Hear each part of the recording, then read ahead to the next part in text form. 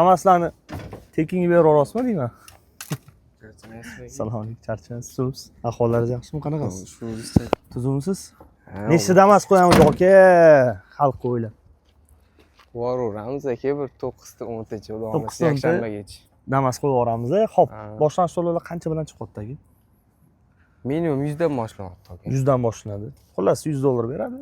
Xarajatlar u yoq bu yoq. Kelyapman ish qilamiz aka. Xo'p, yonida nomeri o'ziga pul olsin.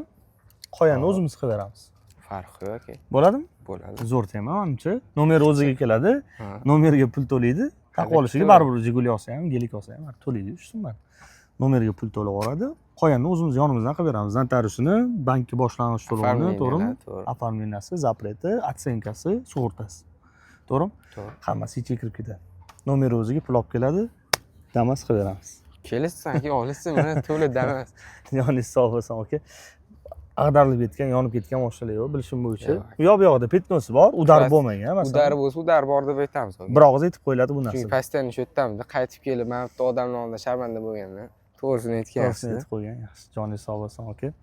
Aloqaga chiqishadi, past nomer qoladi. Xo'p aka. Rahmat katta. Xo'p, bo'ling. Xo'p.